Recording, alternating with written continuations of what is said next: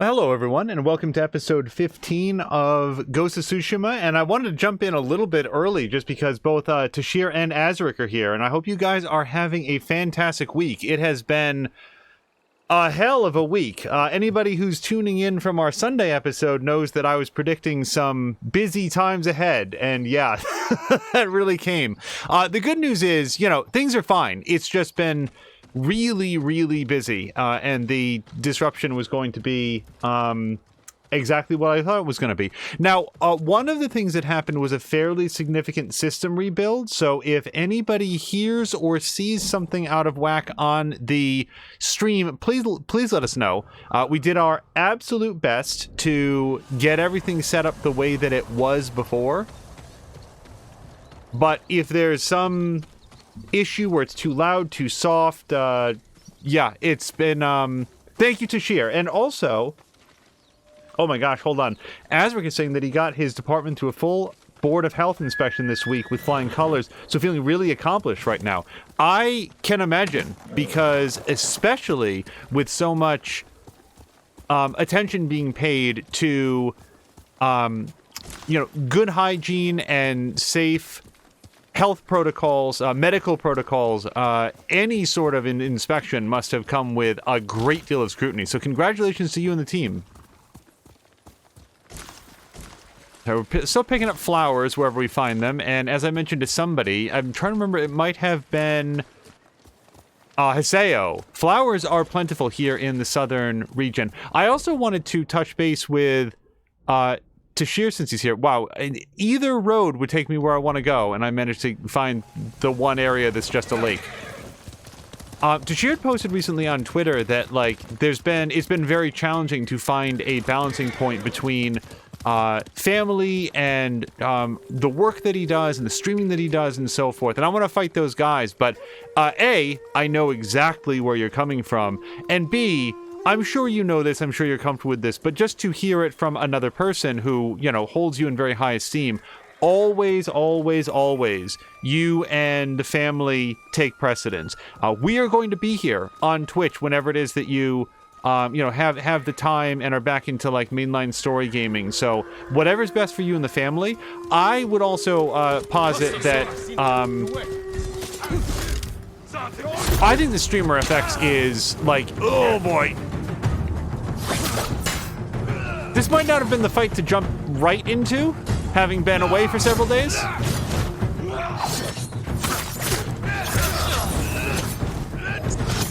Wow! Holy lunge, Batman. Jeez, okay.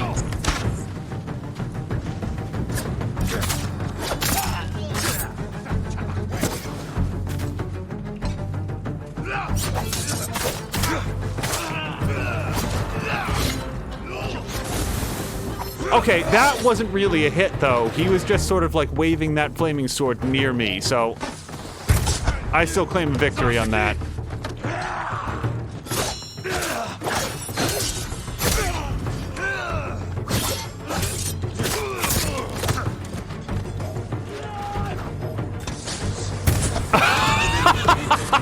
Oh, I saw the whole thing coming.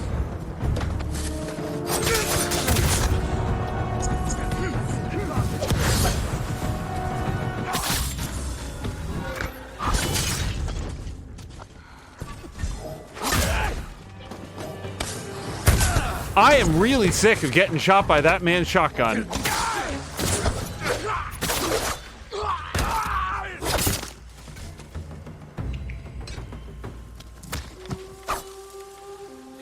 Okay, I'm so sorry. I've missed so much of what Jirah was saying earlier, and I'm going to scroll back in just a second. But the thing I think, is important to underscore for people like ourselves that we're real big fans of Tashir's stream. He's building an entirely new platform that is for the benefit of everyone who streams. And what fantastic timing that he was already working on this well ahead of the sort of DMCA apocalypse that we've gotten going on here on Twitch, where even music that is written and performed specifically for the game is getting people in trouble and knocked down. And with Streamer FX, you have an opportunity to have all of this royalty-free music by professional musicians that, you know, don't have major record labels going with them, and yet are tremendously talented and can be used to spice up your... Oh, well, I guess I won't do the critical strike then. It'll be fine.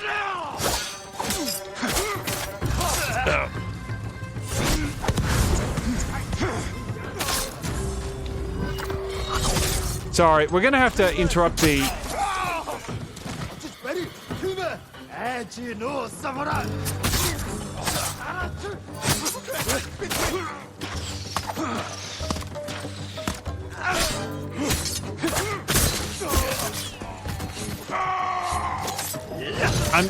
I gotta say, I'm still not understanding the blocking of the spear guys. Sometimes they just hit me no matter what I do.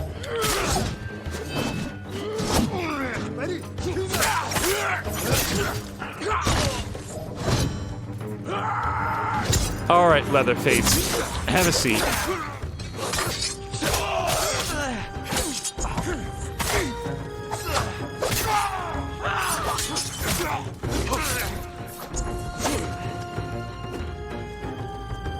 That wall is doing me no favors.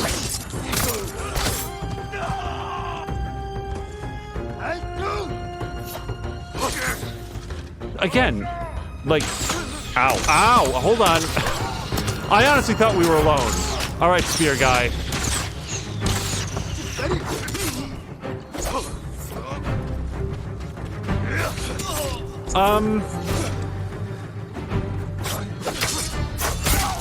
Okay, whatever gets it done. Holy God.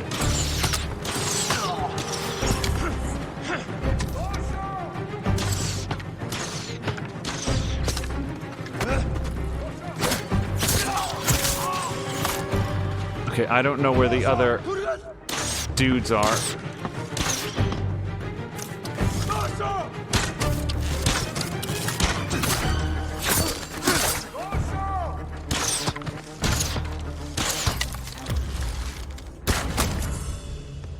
Whew.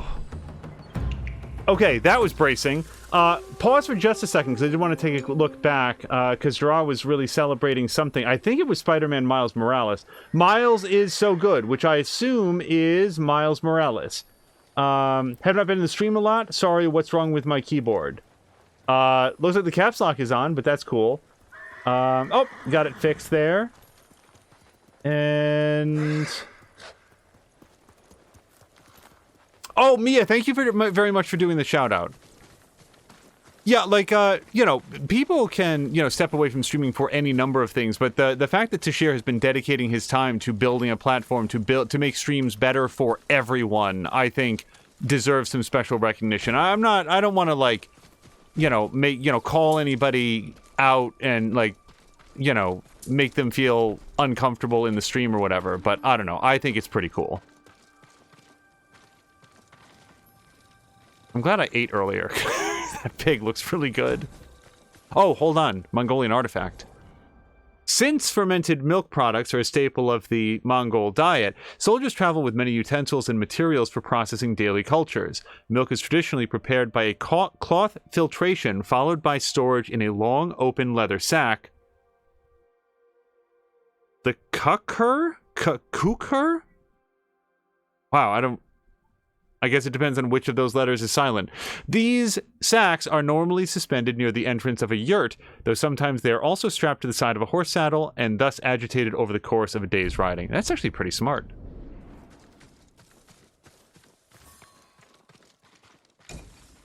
I remember as a kid growing up and like furiously shaking those little creamers that you would get at like a restaurant in the hopes of turning it to milk, to butter.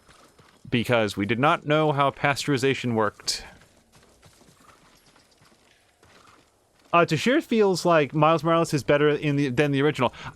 So one of the reasons... this stream was slightly delayed because Mr. Binky was on, and I wanted to wait until after he was off to jump on. He was playing Miles Morales, and I was not watching. Much like I don't get to watch He Who or Patikin stream... Give me a second. It is named Assassin's Creed Valhalla. But I do like to call them out because I know that they are very, very talented streamers, and if you are in the mood to watch some of the new Assassin's Creed games, there are a lot of great options here on Twitch to do that. I'm just going to give one quick pass through this camp just in case any Firefly items come up. Not that I see. But yeah, as people have come in, I hope everybody has had a great week. Our goal is to do as many streams a week as we can, and this week has just not been a good one. But here's the good news. Next week, next week's a whole different game. Next week, I am taking some days off from work. That's one of the things that this week has been all about. And as a result, I will be looking forward to doing a whole bunch more of Ghost of Tsushima, maybe even some Anno 1800. Doing good, Sora. Maybe some Anno 2205. You know, I was really having fun sort of showing off some of the... Why am I getting a new thing? Hopefully we're heading towards this, which looks like it might be a shrine, and then we're going to head this Spirit of Yarikawa's Revengeance.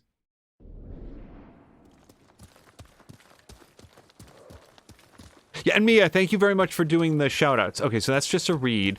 I am somewhat concerned that we found exactly one bow plaque, where it was like one of those like little signs that encouraged Jin to bow.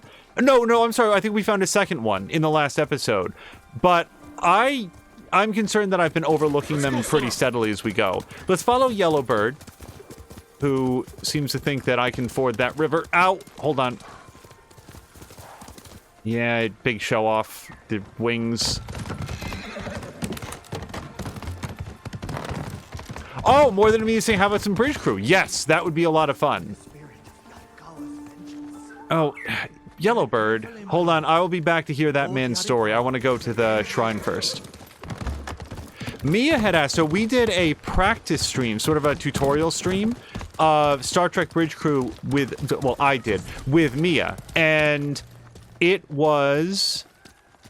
There is a fox den there, and a bad guy there. So we are going to do them in order of delight.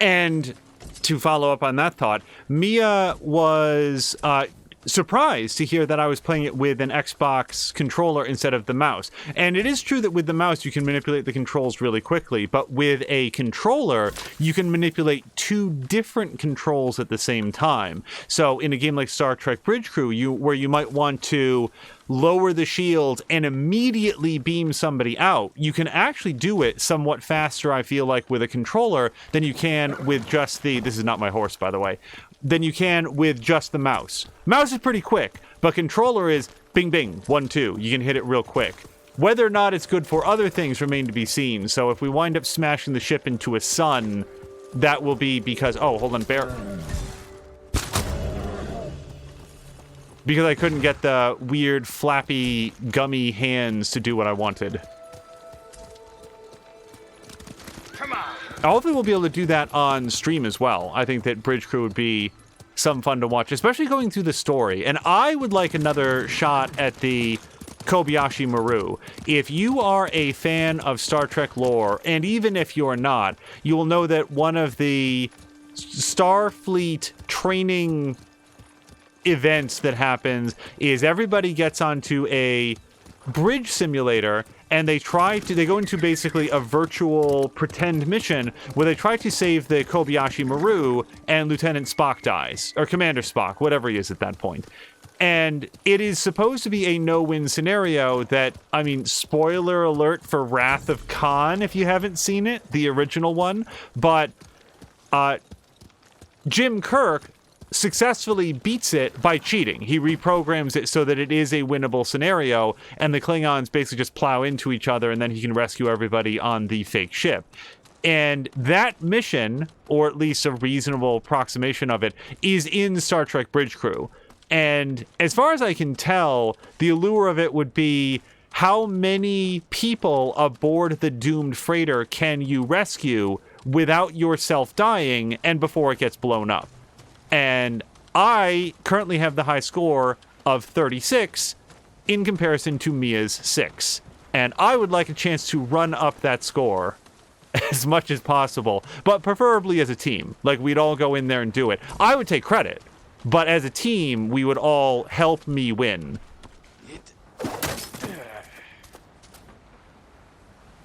So, do I just die now? Where do I go? Down? I guess down. Oh. I will also voice the unpopular opinion that the Christopher Pine showing of that was very disappointing to me in the movie.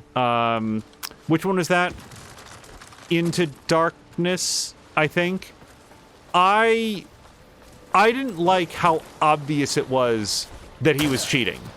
I wanted him to really play it up like he'd suddenly thought of some brilliant stratagem that no one else had come in. But it's so obvious. Like, he overplays it so much in that movie. Okay, hold on. Everybody saw him throw that grappling hook. I just want it known I did not let go of R2.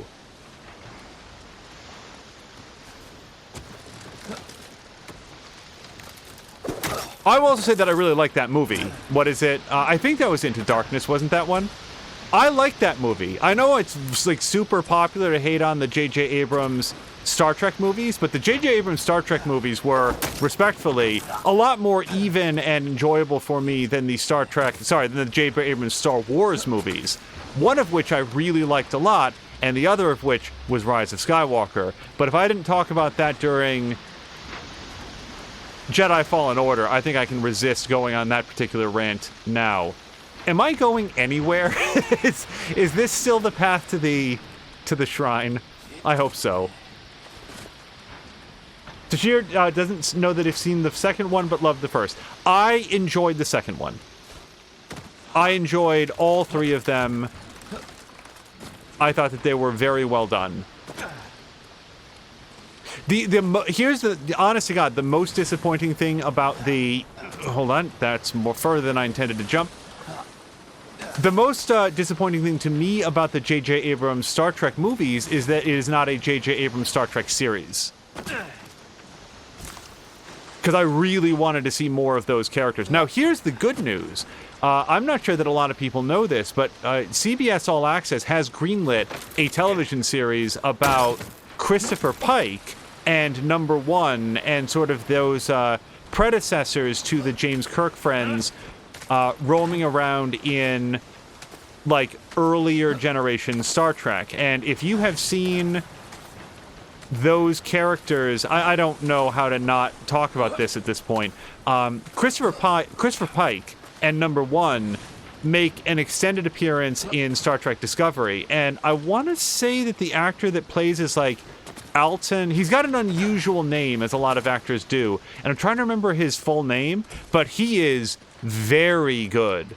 Like, you could tell me that Christopher Pike was just like, I don't know, Steve Buscemi, and I would believe you. You know, there's no, as far as I'm concerned, canon to this character who shows up in like 2 Star Trek episodes, and in one of them he's a mute. So, like, I don't care about this guy's personality as well, at all. So, when you have a television series about him, it's like, well, okay, I don't know, he could be anything, I guess. He was originally supposed to be Kirk, and then William Shatner became Kirk, so what is he supposed to be? Turns out, a super likable, authoritative, thoughtful, caring, diplomatic dude. I really like him in that show, and I'm very happy to see that he is going to get his own television series.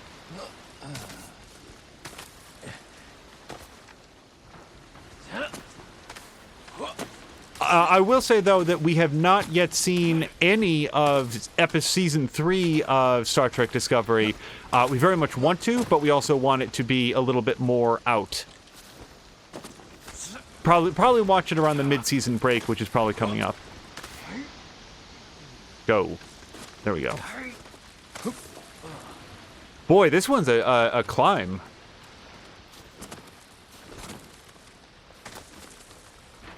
And there we go. Okay, we made it. Let me just look down here real quick. We'll see if there's anything cool to pick up before heading back down. And then we're going to go do that legend, which, if we're lucky, is going to involve unlocking some sort of new ability, because I find it notable that in all of our adventures with Jin, he still only has one move that will use up Resolve. We can use Resolve to heal Jin, but he also can use him for special moves, except for me, I can't do that because he's only got the one move.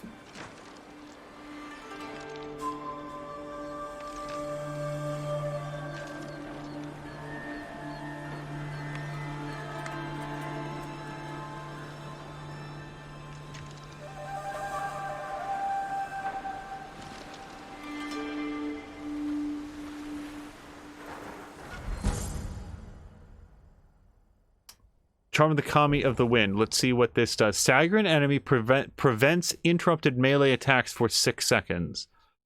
Boy, that sounds extremely specific. I'm not sure how often my melee attacks get interrupted. Mostly, I get interrupted by getting stabbed, and I'm not generally attacking at the time, but we will sort of keep that in the back pocket. Tashir is saying that he still needs to watch Star Trek Picard. He saw the first episode on Star Trek Day and really loved what he saw. I will enjoy going through Star Trek Picard at some point. So, in particular, Star Trek Discovery, especially, I feel like needs some time for the viewer to get comfortable with it. Because the first few episodes are like, that's a Klingon? What? There's very much of a, like, this is not the Star Trek that I was expecting. Now, the good news is the Star Trek that you get is very good, but you have to stick with it a little bit to sort of get into that and to understand that, yes, these writers have a very clear vision of what they're doing. Everything that you have questions about, you're going to get a lot of answers to it, and it is worth the time and investment that you put into it. He Who says that he's been here since we went live, heard my name, what did I do? Mostly you were just an awesome streamer, and continue to be. We were talking about Assassin's Creed Valhalla, and the fact that I have been lurking in many of your streams, but watching very, very little of them, just because I have been trying to avoid seeing too much of that game. This is not the way to the man in blue. Let's head on down. So I bet we are going to get a very painterly story here about a legend here in the land of Tsushima, and hopefully that will lead to some sort of exciting new ability or gear upgrade.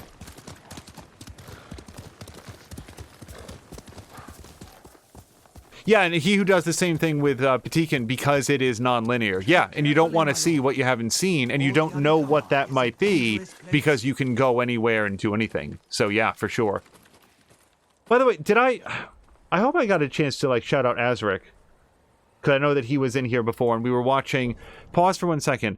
It was... Oh, gosh darn it. This happened again. It was either Azric or Haseo was playing... something that I really wanted to say something about. So Azric was playing the Division 2 most recently, and Mia, what was Haseo playing recently? It was something. I'm going to go ahead with this legend, but Godfall! That's exactly what it was. Yes. Hopefully Haseo stops by, because I really want to ask him about that game. Okay, anyway. What happened here? We were coming down the road and heard screams. By the time we got here, it was too late. They must have killed each other. No. It was the spirit of Yarikawa's vengeance. Spirit? You know some of the tale, but not all. Long ago, The samurai of Clan Yarikawa were the most skilled swordsmen on our island. In every generation, one lord was taught their family secret, a deadly technique called the Dance of Wrath that could cut through any foe's defense. The Dance of Wrath found its greatest master in Lord Tokiasa Yarikawa. Though beloved by his people, he resented Clan Shimura's power. Desperate to seize control, he set off a bloody rebellion that claimed countless lives. Lord Shimura's father and brothers fell to Yarikawa's Dance of Wrath technique. But with Clan Sakai's aid, Shimura put down the rebellion and executed Lord Yarikawa. Before he died, the traitor vowed to avenge his conquered people from beyond the grave. Now they leave offerings to his spirit at shrines in old Yarikawa's ruins. They beg for their enemies to die, and the spirit of Yarikawa's vengeance answers their calls with the Dance of Wrath. You believe these men were killed by that spirit? They were merchants known for cheating their customers, profiting from deceit. So someone prayed for their deaths? The shrines overflow with offerings to the spirit, begging him for bloody retribution. How do I find these shrines? People burn a handful of straw and flower petals to make smoke, so the spirit finds their prayers. Look to the sky, my lord.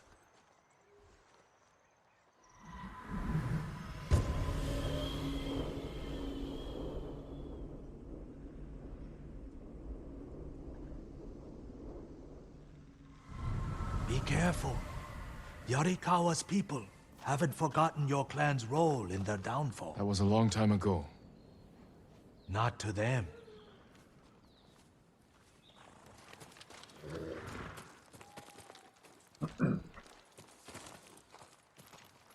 All right, so we're looking for white smoke, which is presumably going to be different than white fog. I'm going to assume that it goes up. And also, let's check the map to see if we have a sense. Okay, so we have a general sense of where to look. Yeah, so, honestly, I can't even quite figure out what Godfall is. It appears to be... Like, so here's my best swing at it. Godfall is a third-person melee combat action game that opens up into some kind of like an open world thing, but is it also multiplayer? And is it also massively multiplayer? It seems to maybe be a little bit of Warframe. It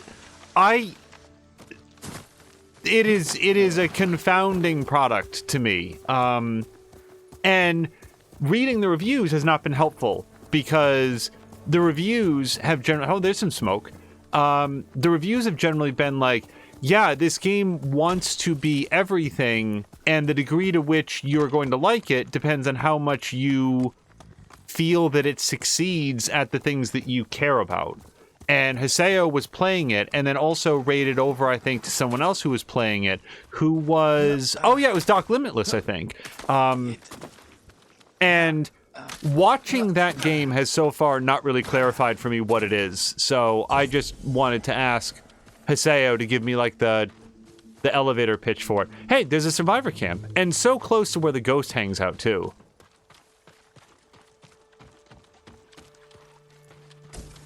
I'm honored to assist you. All right, do we want to sell any of our materials? No. Okay, is there anything that we want to buy? No. Okay. Come back if you need it. Let's see if the merchant has anything cool to sell. Ooh. Wow, okay, so we can buy 2 sword kits. I want something called the Sea Dragon's Wing. I just don't understand why it's all wrapped up like that. Hold on a second. Let's also look at the bow. No, I'm good with that. And then armor dies. Anything fun? Oh, I could buy some of these, I guess. I don't know. I want to get a new sword kit. Ooh.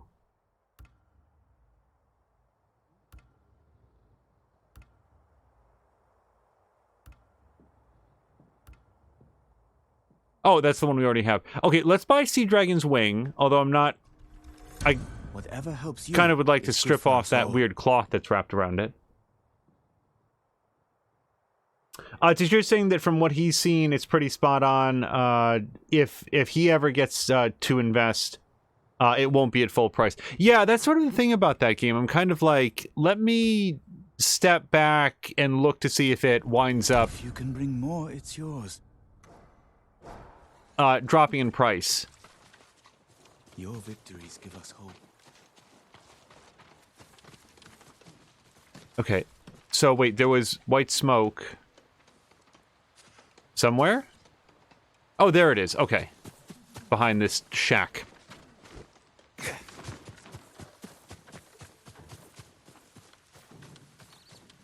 I think. Yes, here it is. A shrine to the spirit of Yarikawa's vengeance. Someone left a message. Haitaro is a traitor to our people. He's at the camp nearby. End his worthless life. Heitaro is a traitor to our people. He's at the camp nearby. End his worthless life. They must mean the survivor camp. Okay.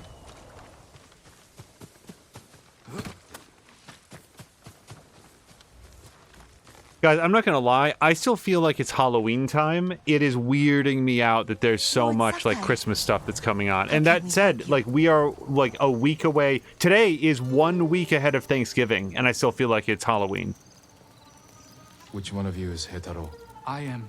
Someone asked the spirit of Yarikawa's vengeance to kill you. Why would they do that? He's a Mongol spy. Sneaks off every night for hours. Won't say where he goes. I've done nothing wrong. If you're helping the Mongols, I will find out. I would never do that. Please, let me prove it. Make him confess, my lord. I'll explain, but not here. Follow me.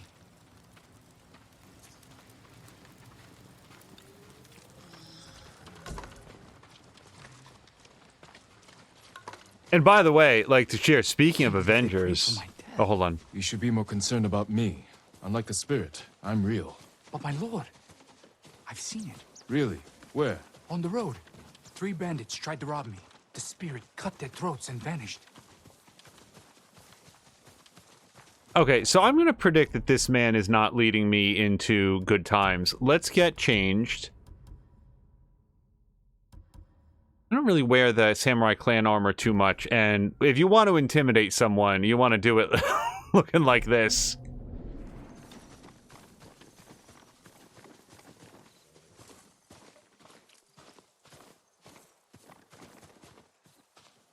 This is where I come at night, my lord.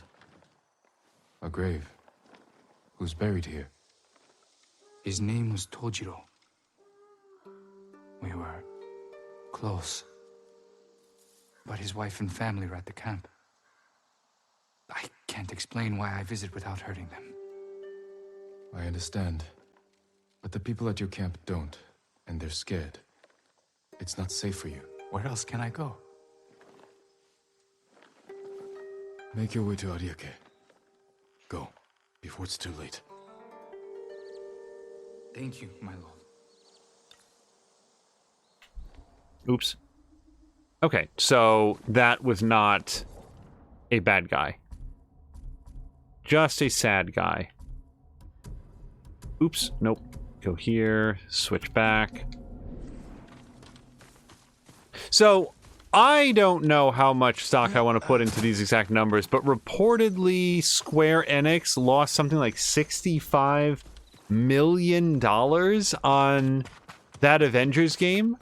Like, I guess relative to what they were expecting it to sell. Now, let me say this about Square Enix. They have some laughable sales predictions. I remember when it was either Tomb Raider or Rise of the Tomb Raider, like, only sold like 10 million copies or something. Or no, it was like 7 million copies, something like that. And it was deemed a failure because it failed to meet sales predictions. And it's like, what were you expecting it to sell? Who said it was going to sell more than that? Because if that was your internal projections, you need to fire the people that made it. And yet that's happened on more than one occasion. But even that, like, they didn't try to argue that that game was not profitable. Reportedly, the Avengers game has been, like, they took a huge bath on that. And you have to imagine that a lot of that went to the licensing of it all. And that's a shame, because from what I've seen of the story, that game isn't like a masterpiece, but it's well done. You know, they put a lot of time and effort and thought into it. They hired some great voice actors. They wanted to tell an interesting story that was separate from like the Marvel Cinematic Universe and sort of had their own spin on the characters and stuff. And they wanted to go with a, you know, lesser known hero, like one that doesn't have their own movie but is alleged to have her own television series coming out pretty soon. Like, I like a lot of things in that game. I don't think it's a particularly hot take to say their issue was the decision to try to make it into this huge Destiny style rolling multiplayer co-op thing that people would play non-stop for weeks and months and years at a time. I am aware that I'm looking for white smoke.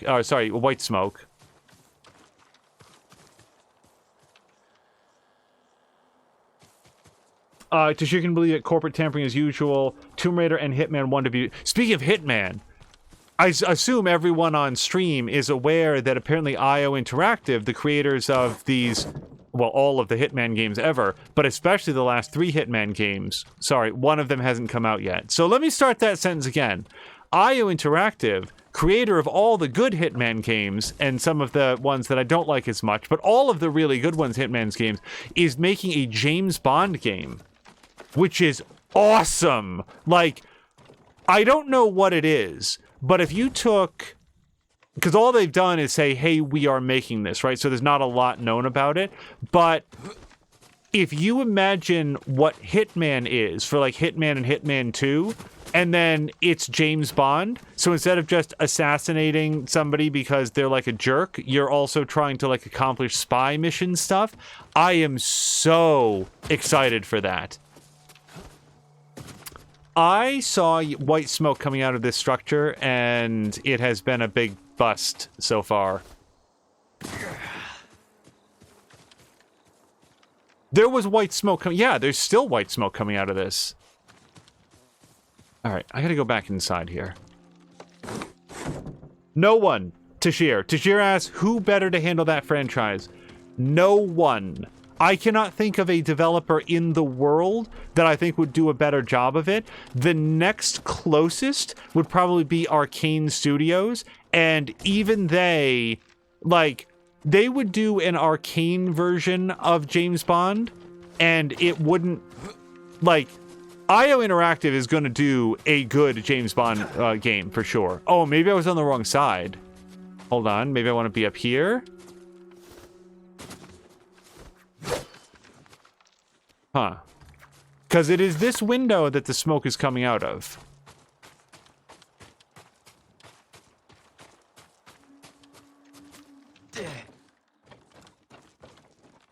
Okay, I must be in the wrong place. Because we're looking for shrines. I just don't understand why there's white smoke wafting from this structure when it's not relevant to our mission. Because that's exactly... Okay, everybody knows what I'm talking about. So...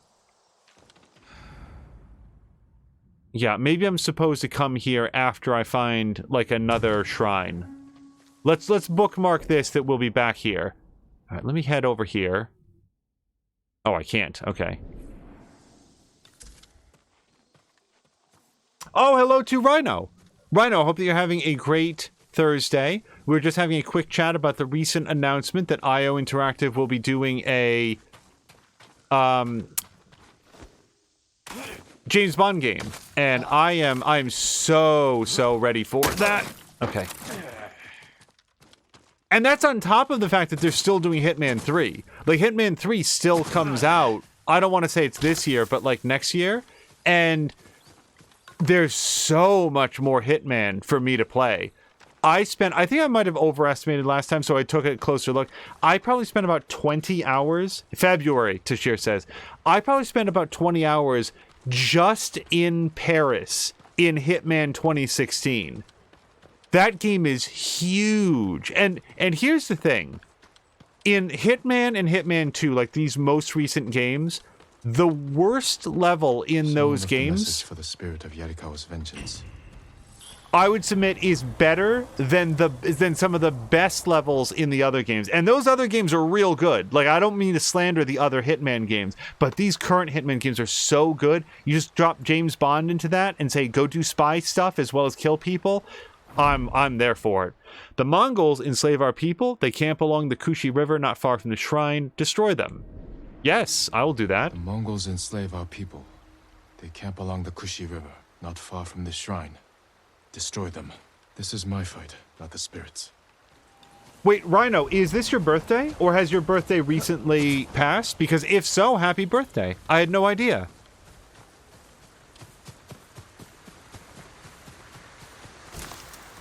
It is. Rhino, hey, happy birthday.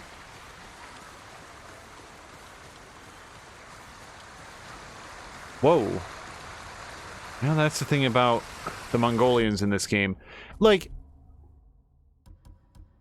I feel like I've wanted to be very careful about how we tweet about this game, because within the fiction of this game, the Mongolians are remorseless and brutal killers, which I feel is probably true to history. It's at least true to the stories that we've, the historical horses.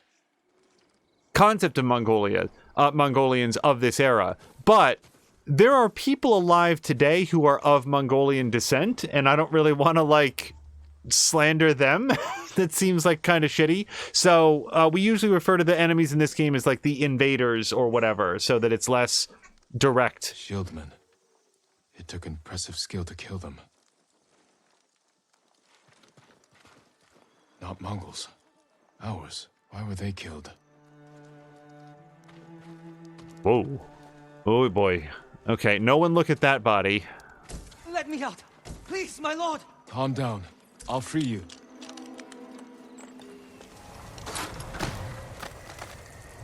Tell me what happened. The spirit! He cut through them all! Then he left. Thought I was going to die in a cage. Who were these people with the Mongols? They're the ones who sold me to them. You're free. Go. Oh, thank you. The spirit moved on. Perhaps to another shrine.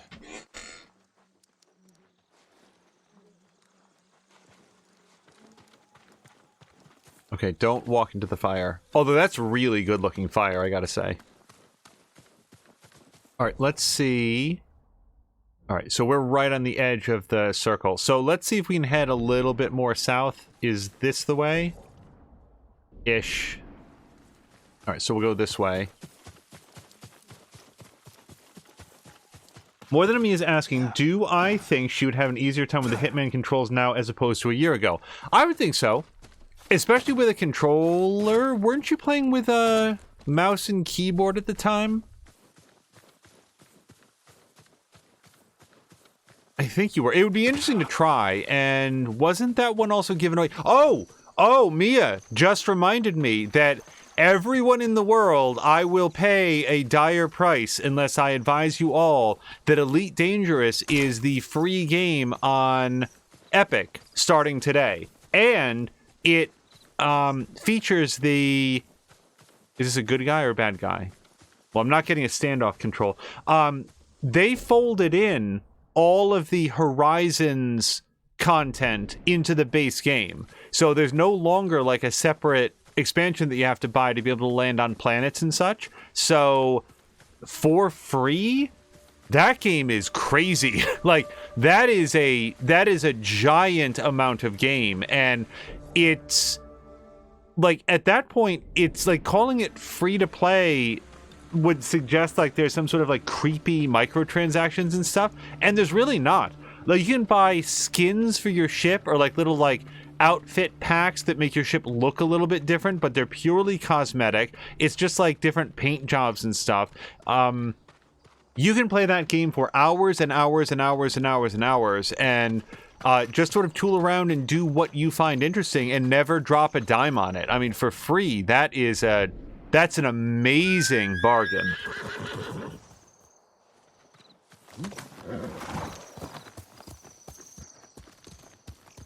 Because the thing about Elite Dangerous is that it is entirely plausible to me that people would treat it like I did. Like, I went in, I had some fun flying around, it was pretty cool, and then I sort of like, okay, I have gotten my enjoyment out of this game, but I don't, like, without a sort of more direct goal, I feel like I've sort of gotten what I'm going to get out of this. But then there's other people, like I can think of one, who like really dives in and gets sort of lost, and that game is sort of like it's like their Division 2, where it's like they set goals for themselves of things that they want to accomplish and then pursue them, and are free to do so in a number of different ways that they shrine want. To the spirit.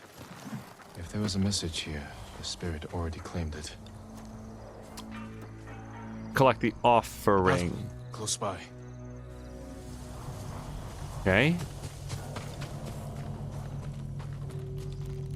Oh, Tashir has the game but has yet to crack it open. It is...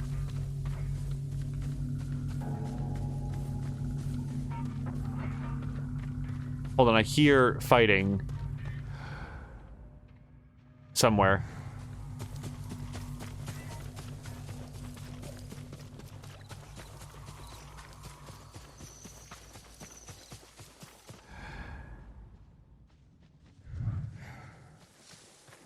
Oh, now I've got a nice bright marker. The spirit.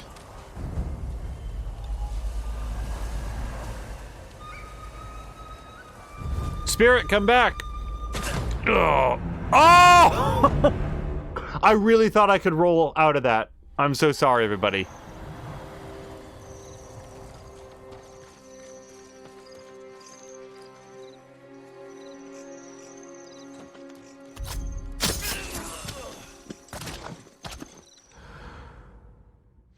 Okay, are there more people in here? Well, not in there.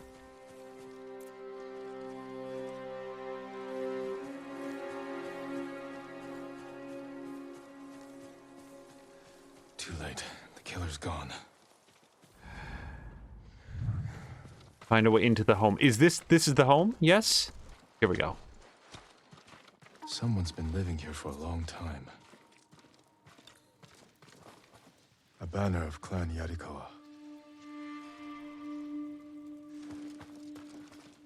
Worn by a samurai of Yarikawa.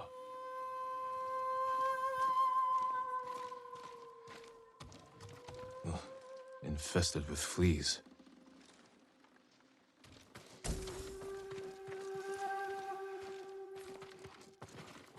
Written by an educated hand. But the words are nonsense. Something about Lord Yarikawa being alive.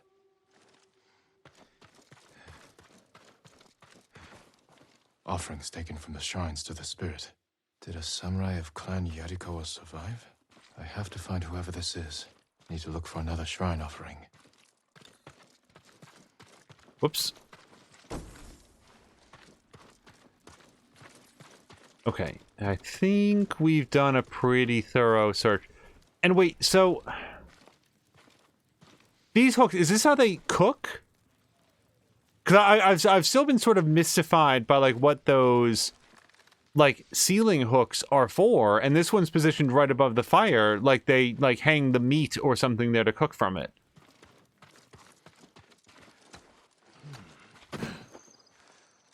Yeah, so I guess the best way to pitch the idea of Elite Dangerous is, what if there was an open universe space flight, mining, trading, and combat simulator with no story at all? The entire thing is like you just sort of like open up the universe and you get to go where you want to go and do what you want to do. And no one in the game is ever going to tell you, okay, this is your next mission. You are a freelancer and you get to go do what you want. And for example, I have seen someone do a whole bunch of like go into this metallic ring around a planet and fire seismic charges that burrow into the surface of the asteroid and then split it open in this like really like incredible display of pyrotechnics so that they can get at all of the like good miney bits inside. And so people go in and they become professional bounty hunters. Oh, there's the white smoke. And some people go in and become criminals and smugglers and stuff. And personally, I think that crime in the game is extremely difficult because you only need to run afoul of system authorities Another offering to the spirit. Once, and they'll just melt your ship to death. Lord Sakai is the last of his clan and a servant of the dog Shimura. Lead him to the Garden of the Gods so they may witness his death. Prayer to the spirit. To kill me, I'll go to the Garden of the Gods and end this. All right. And this seems like another good opportunity. We're going to put on our defensive outfit, because I don't wear this very much.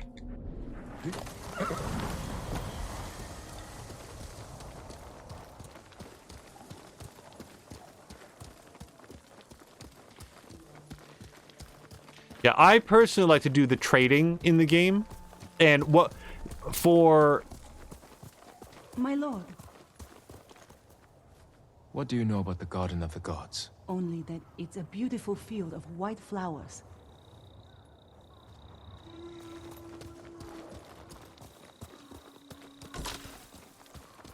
There's a period of a few months in particular where what I would do was I'd come home from work, and this was, I think, pre-streaming, as a way to sort of decompress, get into a ship, load it up with cargo, and fly it over to this other station where I knew that I could sell it for a good profit. And that's what I did. And I avoided combat at almost any cost. And all I did was fly in a very straight line and trade cargo. And it sounds like the most boring thing that could ever be done on planet Earth. But you throw on a podcast, and like occasionally you get interdicted by like pirates, and they would like, you know, hey, eject your stuff or die. And sometimes I would run and get away. Hold on. Somebody just called to me.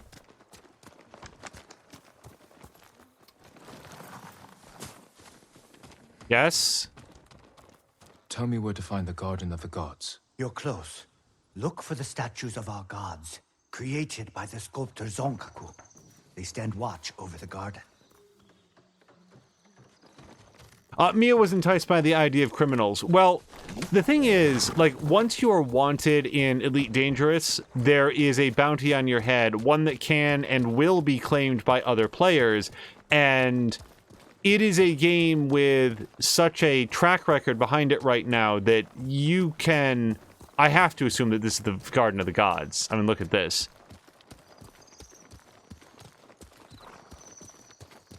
It is not balanced, is the point. Like, you would have to put a lot of time and effort. Spirit! Hold on. It was just here! You saw the spirit? Where did he go? Toward the Garden of the Gods. That must be why all the fireflies have gathered there.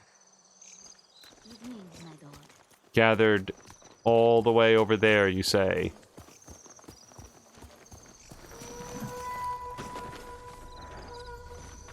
She was saying that Mia asked if she could hunt me down and fuck with me. Well, I have not... Statues of the gods. This must be their garden. Hold on. We're gonna get into... No spirit. some real Grand Theft Auto 5 garbage here. Uh-oh. Yarikawa's vengeance has come for you. So you're the spirit. I am the wind that stirs the ashes. I am Yarikawa's vengeance. You spilled blood using a technique that died with a clan of traitors. Who are you? A samurai's daughter? Did you survive the rebellion? No one survived. This is a land of ghosts.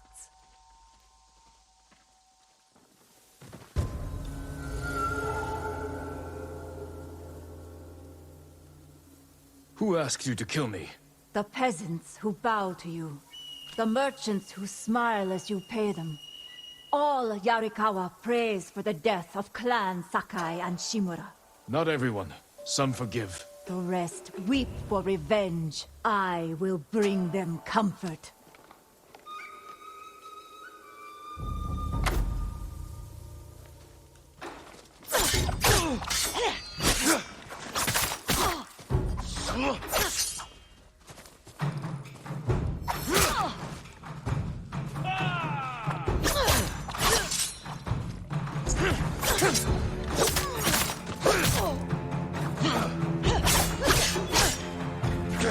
Oops.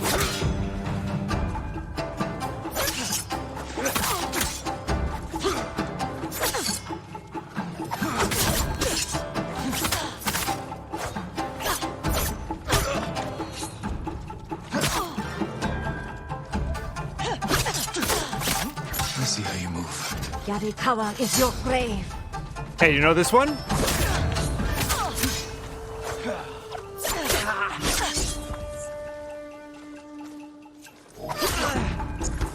You're fast. You never should have come.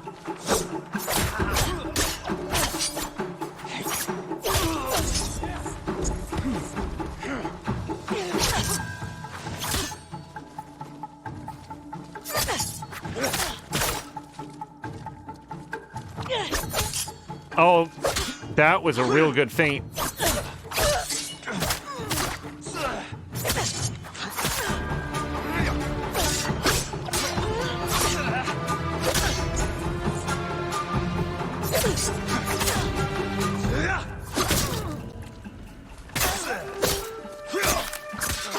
What are you doing? Learning. I know how to defeat you. No, you will die.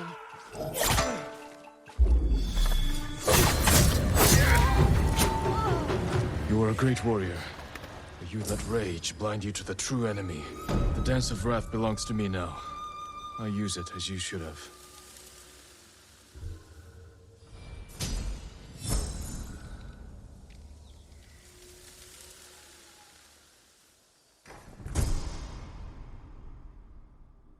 Inhuman strength and a venomous onslaught. Okay.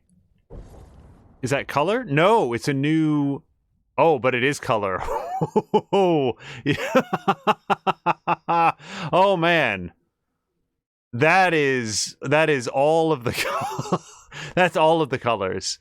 I'm sure that I will find a use for that sometime.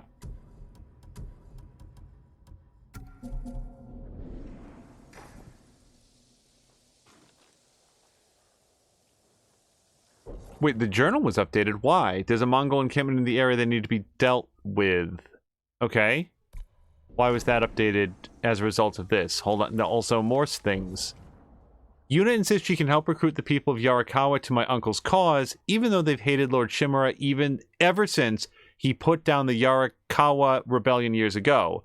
I may not share Yuna's confidence, but she's resourceful and rarely wrong. I would submit never wrong from what we've seen. Toshiro agrees that it looks venomous and onslaughtish. So, the thing about Elite Dangerous is that it is pretty much the antithesis of everything that Game Night is. Like, I will say that if Feecrest is interested in a game that will not in any way distract from the ability to sort of, like, hang out and enjoy each other's company, Elite Dangerous is it. I will confess, I am honestly a little bit confused as to what people do in the end game of Elite Dangerous. To me, the game was, I want that ship. How do I get that ship? It costs millions of credits to buy and millions more to outfit. How am I going to get those funds? And the pursuit of that goal was a lot of fun. Now, there's people who have played for thousands of hours at this point, and what they've been doing with their time is working with engineers to customize their ship to like get it to exceed its specifications. They contain multiple ships. They go on shakedown cruises where they'll go out into the black of space and chart several dozen star systems that are thousands of light years from colonized space and stuff. And I look at them like, and what do you do? Like, what's the goal of it all? So I would be very surprised if Elite Dangerous turned out to be a good game night game, just because it has... It is a game so much about solitude. It's amazing to me that, like, clans and, like, fleets and things. But here's a fun thing. Hold on. We're going to go meet up with Fox. I highly recommend a video on YouTube called... If you do a YouTube search for Elite Dangerous Code Red, that was a trailer that was put together by some Elite Dangerous players who are members of the Fuel Rats. And the Fuel Rats is... an association. I hope it still exists. I hope I'm not out of date on this. The Fuel Rats is an association. It's a initiative entirely invented by and managed by players in the game to provide to go on rescue runs for other players who have run out of fuel. Because one of the things that can happen to you in Elite Dangerous is that you can just get stuck in a solar system. Hold on, let's pet the fox.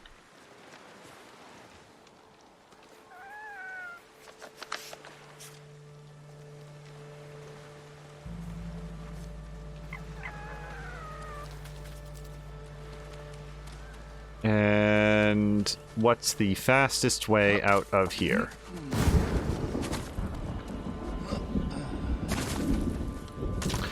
You can run out of fuel. Like, yeah, Tashir saying that they traveled for months to rescue someone that was stranded. And I think that's a very specific story. So there has been a... Hold on, let's decide where we're going. So I think Kenji's Tale 2 of 3 is a safe bet, but Patikin gave us a useful tip to focus on like the number, see where it says in Ishikawa Tale 6 of 9. So do we have anything lower than 2 of 3 for him specifically? No. Okay, perfect.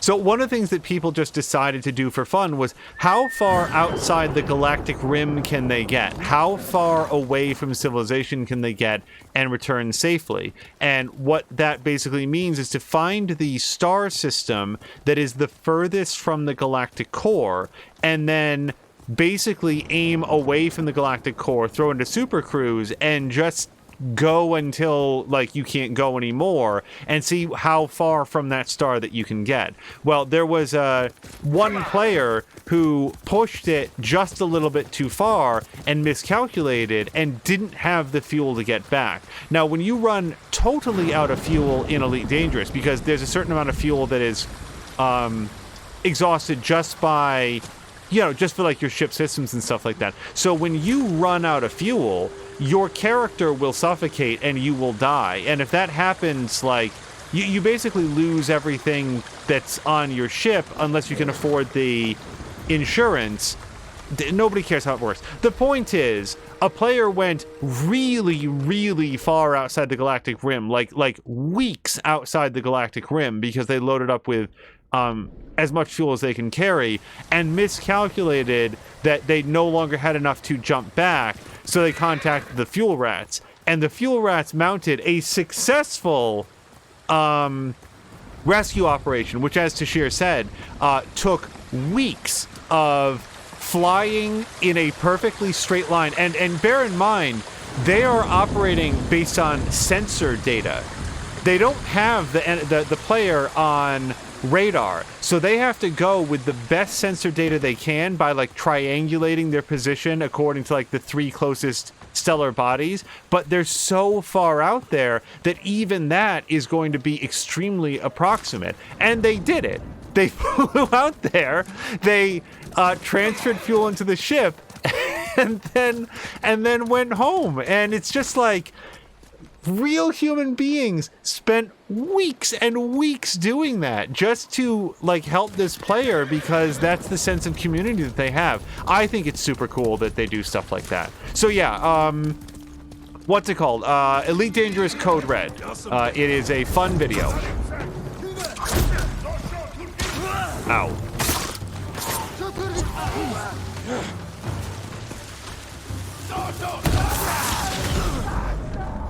This is... Okay, press down. Do it. Wait, what? What? I pressed down and I used 3 resolve and he just immediately burned to death. So you get no iframes in there at all. You just immediately fall over. Yikes. Mia is the only one giggling about Galactic Rim. Yes, actually. You're the only one. No, let's go do this story.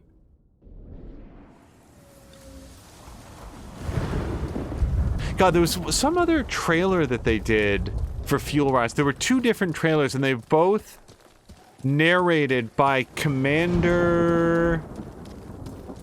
like Racevic or something like that. I'm trying to remember what his name was. It might have been Case Red, because Case Red is a... It might have been Case Red. The Case Red is the phrasing, the terminology used by the fuel rats when someone has run out of fuel and are on oxygen life support only. Now, you can extend your lifespan by logging out of the game, at which point your character stops suffocating, but when you've got a 5 or 10 minute timer and you're trying to dock or be connected to by a fuel rat ship, you can suffocate to death while the fuel transfer is ongoing. So, yeah, it is, it's an interesting job that they do. And one of those trailers... Hold on a second. We're gonna end some bear poaching here so that we can poach the bear.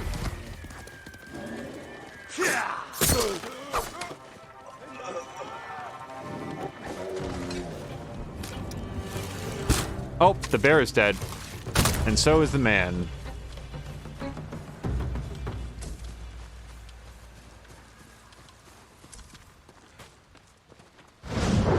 You're seeing both. So I thought it was Code Red. The trailer that I'm thinking of is probably about 1.5 minutes to 2 minutes.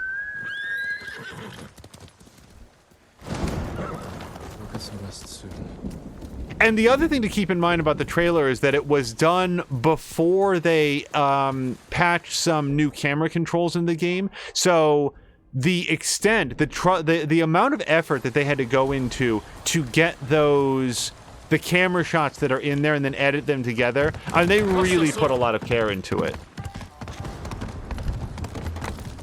I would recognize it if I saw it. I mean, we can...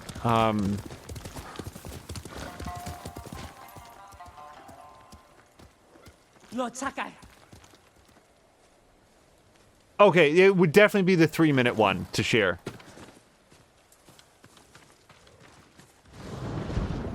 Genji, what are you doing? You have stumbled on a perfect opportunity, my lord.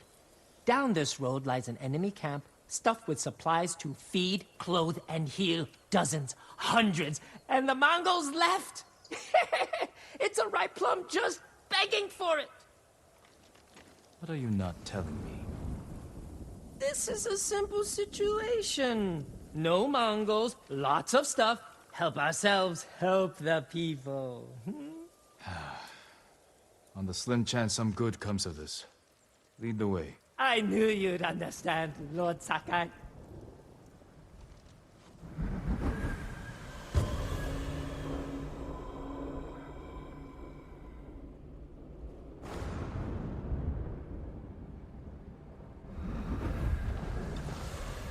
Yeah, Tsushima, I actually just looked it up. It is definitely Case Red. This camp? I've been following these guys for a while. They're so arrogant they leave their camp unguarded when they go on raids. Then who are you waiting for on the road? Who me? Nobody. I was on my way to the camp when you happened by. There are survivors taking refuge near the Yarikawa stronghold. They need supplies. That's exactly the people I'm trying to help. That was when it was Commander Radlock was the name that I was trying to think of, and yeah, that Radlock recursion is the. What did I tell you? So beautiful it makes you weep. Look around. Gather what you can. The YouTube channel that had it.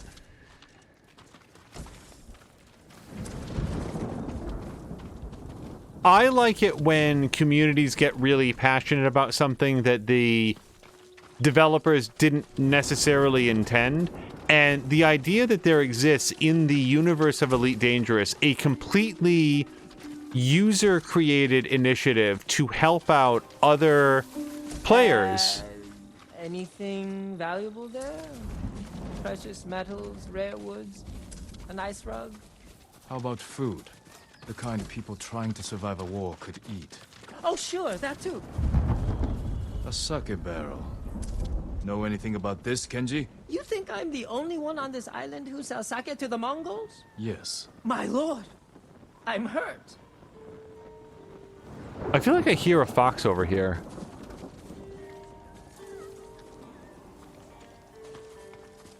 We're gonna continue on with this mission, but I feel like I hear a fox over there. Kenji, there's food and medicine over here.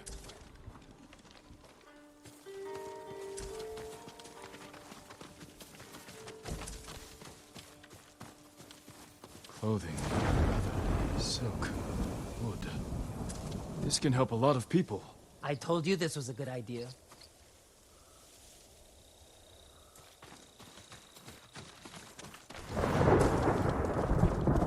Plenty of food here. Fish, vegetables, rice, and millet. Japanese, not Mongolian. They're learning to like our cuisine. I already checked the yurt, nothing in there, just a bunch of junk. I better check the yurt. Wait, is the yurt this central thing? Wait.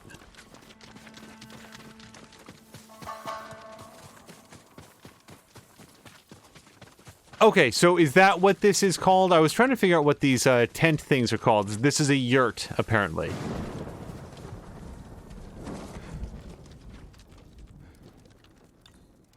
Kenji! I'll kill you! Who are you? The man who's going to end Kenji's life. You left me here to die. No, not true! I brought help! Meet Lord Sakai, also known as the Ghost. One of you explain what's happening. Now. Kenji set me up is what's happening. It wasn't a setup! The Mongols were supposed to pay for this stuff, only they didn't. And then, they took my friend Nato here hostage. They were supposed to pay for this? Hear that?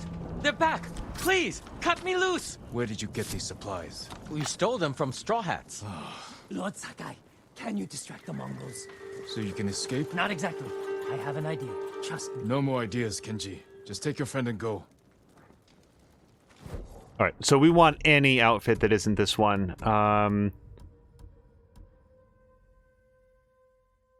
We can certainly keep them distracted by wearing this. Ugh.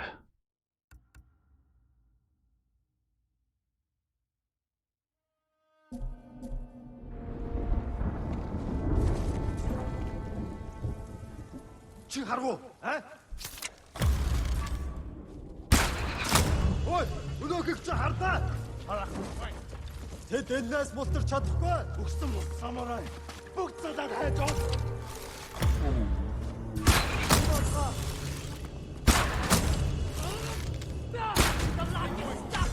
Hurry up! Hurry up! Run! Бич бас.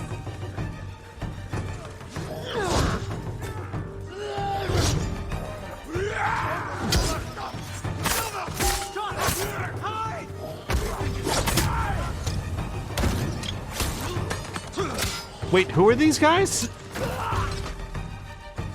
Who are you? Oh, the Straw Hats that we stole the, well, I had nothing to do with it. That they stole from.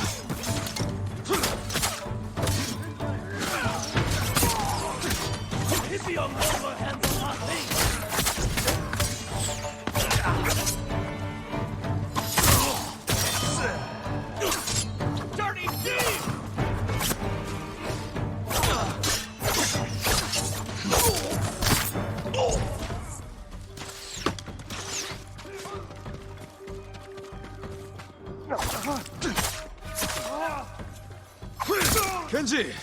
Kenji's friend! You can come out now. It's safe. We are locked in! Lord Sakai, get us out of here!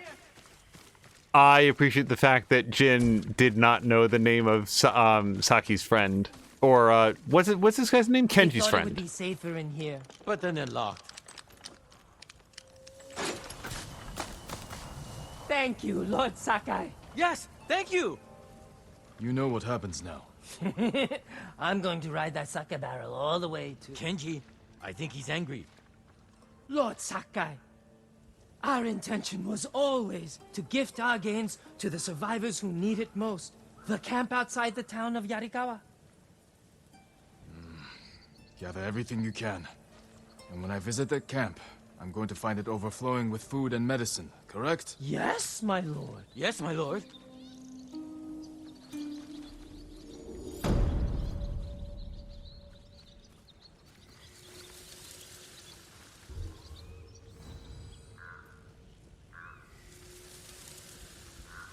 Oh, I should spend some technique points. Charm of Advantage. Hold on. Let's find out about this. Ghost weapons deal 20% more damage. Well, I've got at least one other of those. Yeah. So... yeah. So, you know, put the two of them together and suddenly I've got ghost weapons with a high degree of lethality. It But, worked out perfectly. You call this perfect? The Mongols are dead. alright, let's switch outfits. And we've been in blue for a little bit, so let's go back to white. And I think we're even going to mix this up a little bit. Yeah, we just got this one. White on white on white. And we have what we want. I mean, the survivors camped outside Yarikawa have what they want. And we are right next to this main quest. Yuna insists she can help recruit the people of Yarikawa to my uncle's cause, even though, yeah, we read about that one. Well, boy, we are super close to that. Let's spend our technique points first. Normally, I like to do the main missions later on, but we're right here. Oops.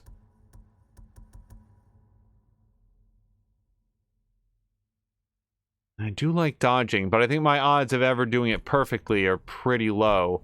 We could work up 2 stances. Yeah, those are 1 apiece. Or... yeah, we could do one of these. Let's see. Can I inflict twice as much damage? That seems pretty good. Adds shrapnel to the black powder bomb, increasing its damage and blast radius. Is that the... that's the black powder bomb. I kind of like that one. I use that one a whole bunch. Smoke bombs restore some health, or direct hit with a sticky bomb kills the target, inflicts a bigger blast radius, and inflicts more damage on enemies caught in the blast. So that's like an instant kill on whoever you land it to? I gotta say, instant kill on whoever you want seems like a really good bonus. Although not as good as kill 3 guys in rapid succession. Sorry, that's the winner. Kill 3 at once. Adrienne! An edge. I hope you are having a wonderful Thursday.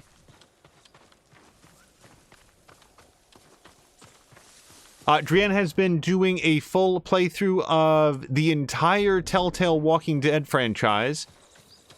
And that has been a lot of fun to watch. Mostly been lurking in that. What? Get on the horse. I know this is not my horse, but... okay. Okay, can I... yes, I can get on this one. Good horse. All right. Mia is AFK, but she also says hello to Drienne. Oh, we've got a question mark. Let's go check this out before we hit that main quest.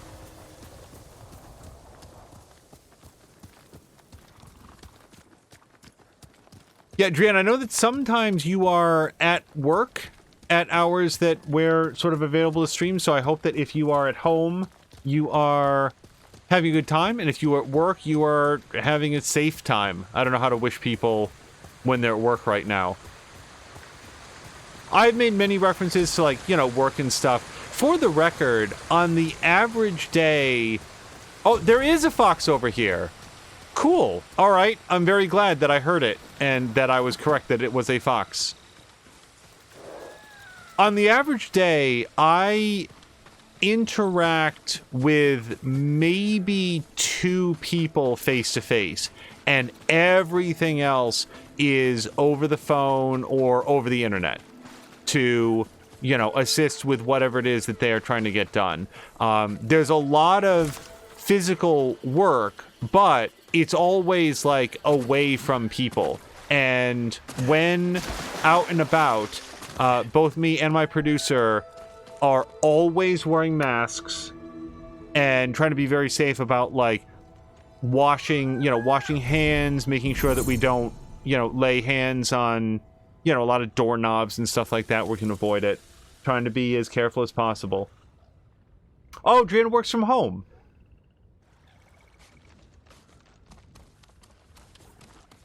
Nonetheless, work is work, so I'm glad that you are at home and safe, but hopefully off the clock now.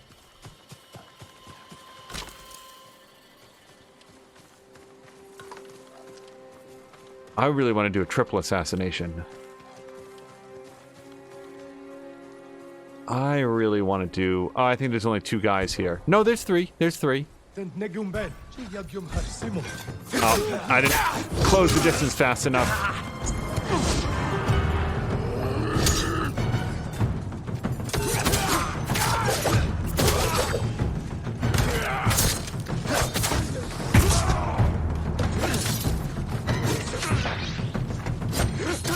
Okay.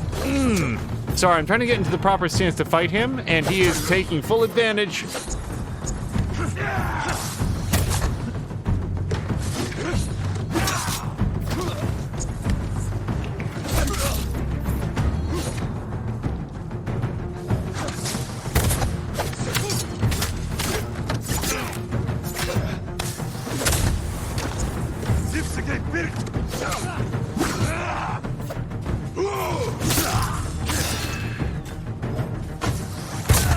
God damn it!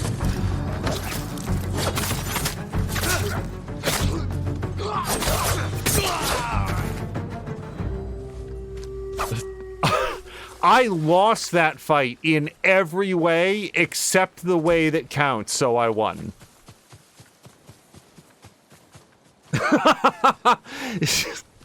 Chivalry asked, was that this triple assassination that he's heard so much about? Yes.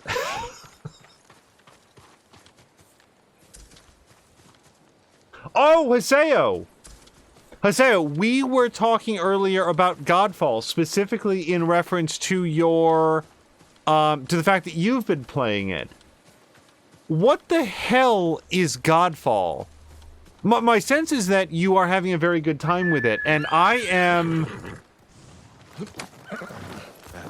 kind of mystified in terms of, like, what that game is, like, what the scope is intended to be, and, like, what the arc is. So it's third person, it's a lot of melee combat, and it's open world, or it opens up at some point. Like, are there shops? It looks like, are there experience points? Yeah, because there's, like, enemy levels and stuff. So you level up. Do you get skills? Do you equip your character? Are there different classes? Are there bones? Like, what do you do? What is Godfall? I have so many questions about that game. That was one of the, like, Godfall is one of those games that I never heard of, ever. I never heard a word about it until it came out, and then everybody is like, oh, Godfall exists? It's a thing. It's a game that exists. Oh, I really was not ready for this fight.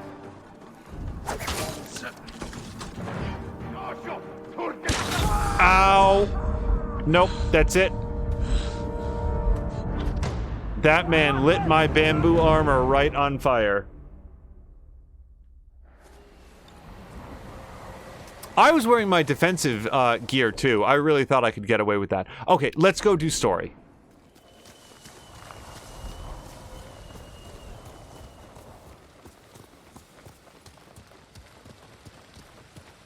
And like Haseo, just so you don't think it's like a flippant question, like I've read reviews of it, and the reviews also feel a little bit all over the place, and a little bit like we don't really know what to make of this. It's kind of like before Fortnite became like a battle royale game, it was gonna be like a team-based base crafting, wave fighting, zombie survival game called like Save the World.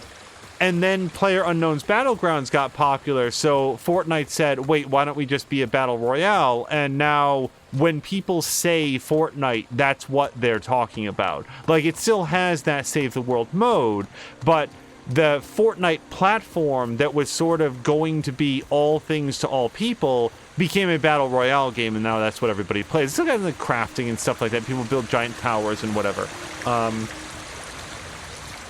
Interesting. Haseo used to play Save the World with his wife when Tashir first met them. Also, Haseo says, as we head towards this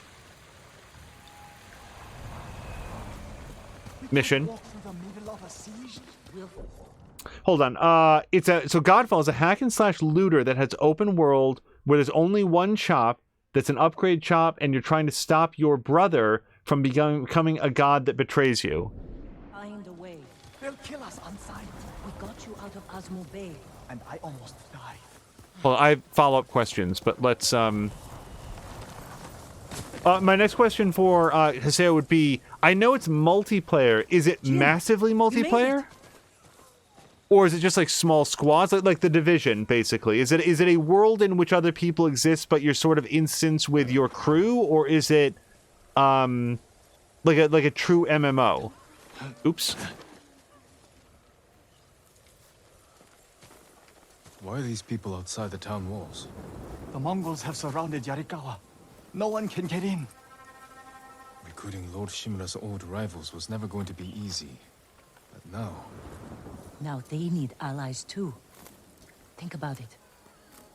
We help them drive off the Mongols, and they help us. I need their word before I fight for them. And we can't even get into the city. Yes, we can. There's a hidden entrance. From when we were children. Even if it's still there, we can't reach it. It's worth a try. I know a place we can scout for a way around the Mongol siege.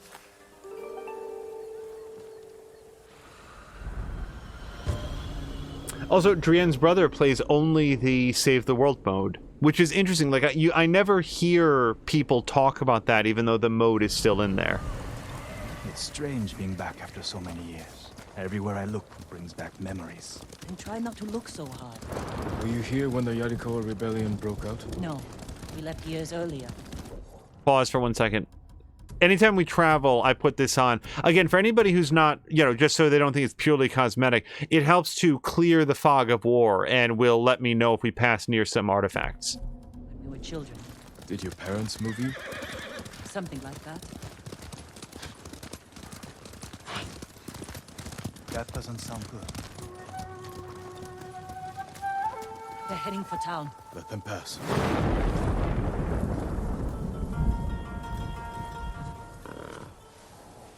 They're clear. This way. So Isaiah's clarifying that it is 3-player multiplayer. So you and a squad of 2 friends. And is it fun to play single players as well? Worse. But this was home. Sooner or later, everyone has to return home and confront their past. I know fun is a real loaded Surrounded by the enemy. word there, but I'm curious.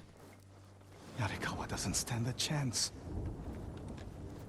Yuna, where's the hidden entrance? See that river near the town walls? Get us that far, and I'll do the rest. We can't sneak past an army. And even if we find an entrance, what if the Mongols see us? We'll sentence the town to death. Taka, I stake my life on your metalwork. Now it's your turn to trust me. Yes, my lord. I don't see how we can make it to the river. We'll find a way. The walls won't keep this many Mongols out. Azamo Bay fell. Yarikawa will too. I know these people. They'll choose death before slavery. All right, let me look further to the left just in case there's anything to pick up on. Nope. Okay. Could take the fight to the Mongols. Throw them off. Please, no. Taka's right. Too risky. The hidden entrance used to be over there, behind that white tree. Let's hope the Mongols haven't found it. We just have to find a way through the camp. Once we reach the water, it should be easy to find the entrance without being spotted. That's our plan? Sneak through the biggest Mongol camp I've ever seen? Then hope the secret entrance we used as children is still there? Stay close, Taka. Count on it. Let's go. Can't believe I'm risking my life coming back to this dump. This was your idea. I need to prove my worth to your uncle. Earn us passage off this island. I loved it here. You were too young to know how it really was. Yariko was an ugly place for a girl without a handful of rice to her name. Is that why you left? No. I got us in trouble. It wasn't your fault. All right, I know we're not supposed to alert the Mongols, but we are allowed to kill them, right?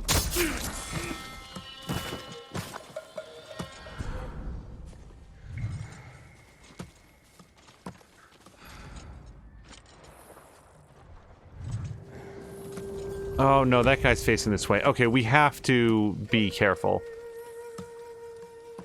Ish. Where am I going?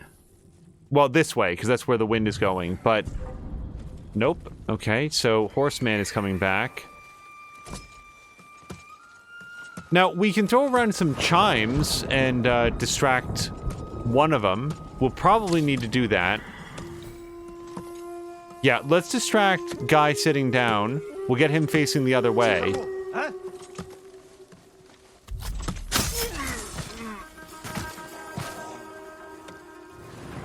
Oh boy, I'm not sure this is a great plan.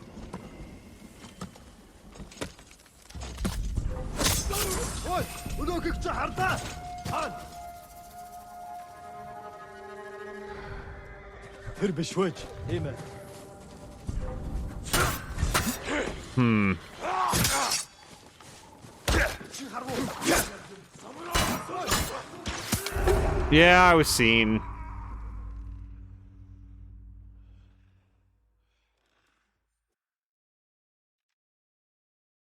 Let's go. Can't believe I'm risking my life coming back to this dump. Yeah, I remember seeing like the original, like whatever it's called, like Fortnite. The way that it was originally pitched, and thinking like, oh, okay, early access, like that'll be cool when it comes out, and then it really changed direction. Wasn't your fault. Into the battle royale mode, but it's interesting to know that like people like Drienne's brother are still playing that original version. Ugh, yuck. So I'm waiting for a horse guy there to either turn around or be on his way. We could try to shoot him in the face, but I don't, even at this range, I don't particularly trust the ability. And then like all those horse guys would see him. Yep, there he goes. Also, I should really put on my stealthy gear because in addition to all the melee combat upgrades, the Ronin attire is also harder for the enemies to see. Yeah, I guess we'll just squeeze through. Mia votes for shoot him in the face. I think that would get me another game over.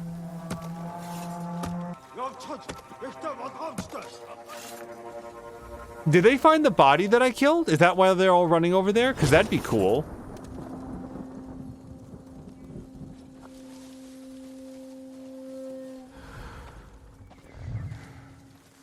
Alright, I don't know where those horse guys were. Seems fairly safe. Whoops. Excuse me, horse.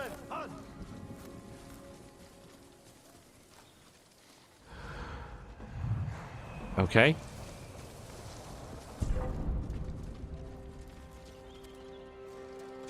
This pig is insufficient to hide my presence.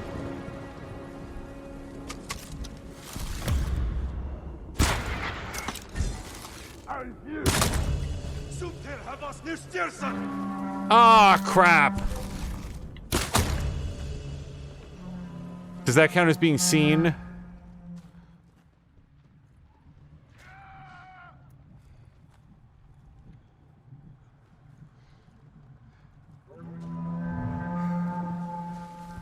Well, I hear many horns. Are you sure this is a good idea? You ready to run?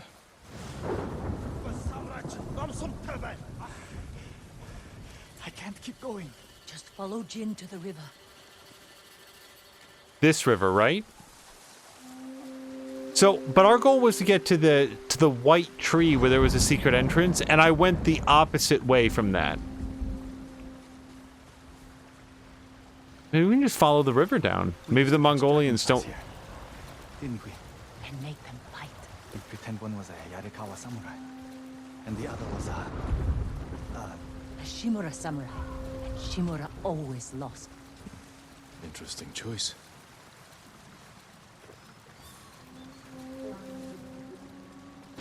Okay, where was the white tree? There it is. And there's the marker. Okay, yeah, so getting down to the river really worked. Thank you for the quote, Mia.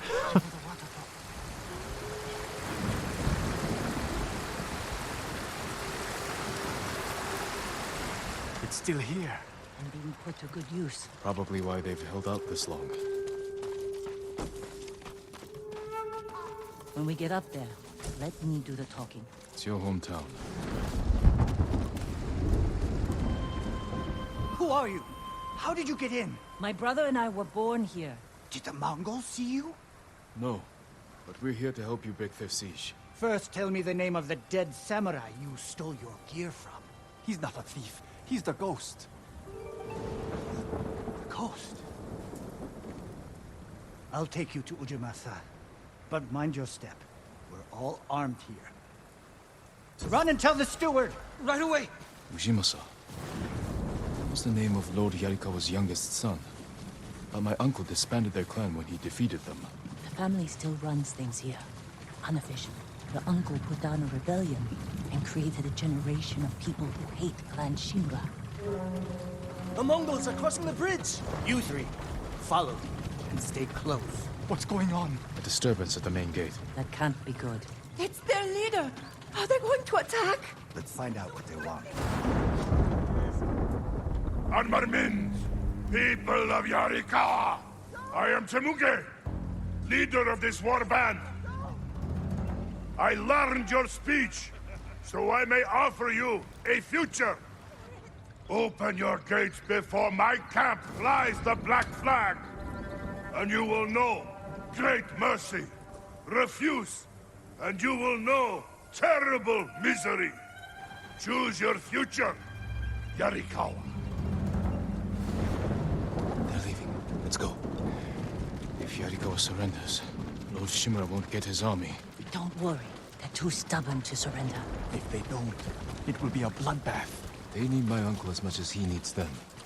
United, we can beat back the invaders. People here have bad memories of Lord Shimura. If they're going to survive, Yarikawa needs to let go of the past. Easier said than done. Ujimasa knows you're here. You two go ahead. I want to check on the swordsmith.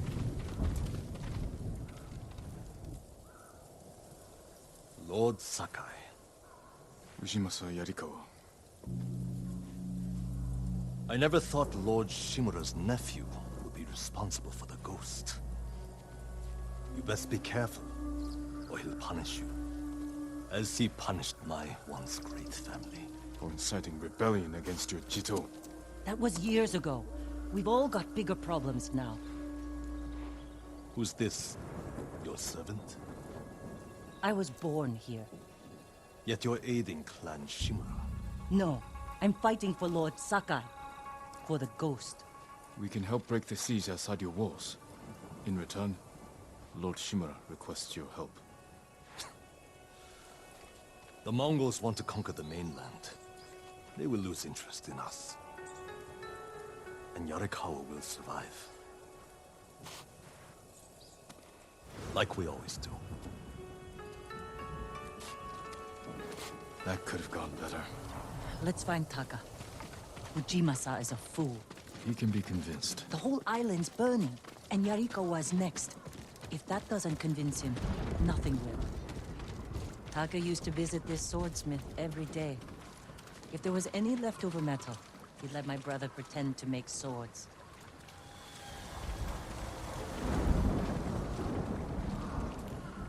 Swordsmith remembered you? Shinsuke passed away.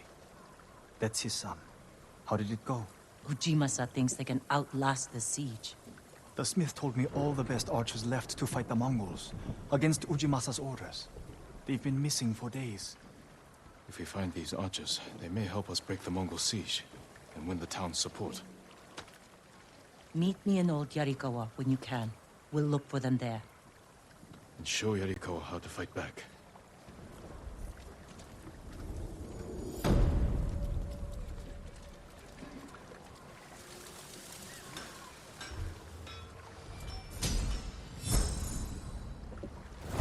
Oh, I'm actually really close to a second point. I might just hold it. Shinsuke's son still has the rock. The one you used to hammer out your swords? It's so small. In my memory, it's huge. You spent hours with him. I'd have to drag you away. We'll find Yarikawa's archers. Oh, excellent. I actually can do an upgrade.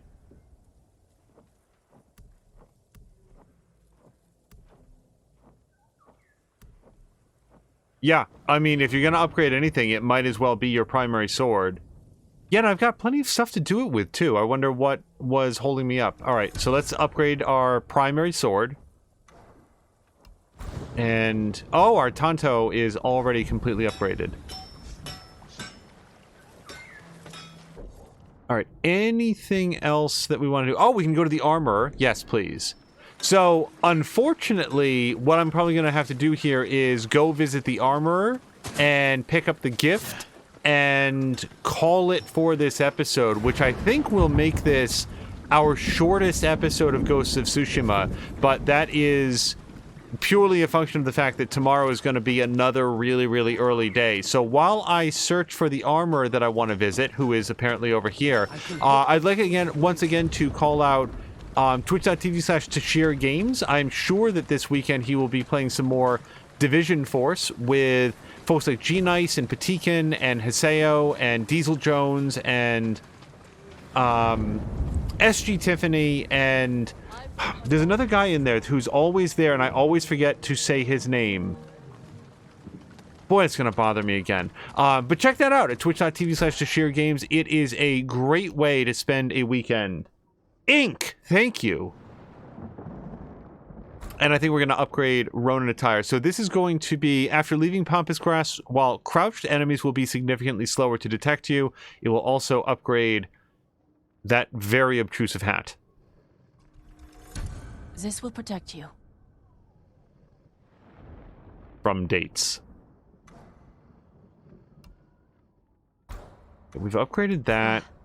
So, we need more to make these improvements. Yeah, we've only got at the moment, and this is not all the armor in the game, but we only have one more armor set to upgrade. We need many, many more supplies and one more silk. Thank you. Okay, I know how much Mia enjoys these big straw hats, so we're going to leave this on. But we do want to visit the gift altar. Also, as I started to touch on earlier, Drien Lavode at DRIEN_LAVODE is doing a full and complete playthrough of the entire Telltale Walking Dead series, and it is not a first playthrough, and I doubt that there are many people in the world who know that game series as well as Drien does. So if you either have already played it or have decided that you are not going to this many years later and are interested in a whole bunch of fun Easter eggs, rare events that can be triggered, little anecdotes about the development that have been shared by the developers over the years, go check out twitch.tv/DrienLavode. They are very, very good at showing off that game because they know it inside and out. Please check out twitch.tv/Petiken and He Who Dies. We mentioned both of them. Petiken is P-E-T-I-E-K-E-N. Petiken is, along with He Who Dies, they're playing separately, but they're playing through Assassin's Creed Valhalla, and I don't get to watch it. I like to lurk because I want to make sure that they get a viewer number and get that support. But if you are interested in also supporting them and watching a couple really, really talented gamers make it through one of this year's hottest releases, then you can check them out at their respective channels. It will be a while before we get to play Valhalla here. I think that'll actually fall... There's the gift altar. I think it'll actually fall somewhat after Watch Dogs Legion, which will probably not be the next game that we play, but will be relatively high on the list.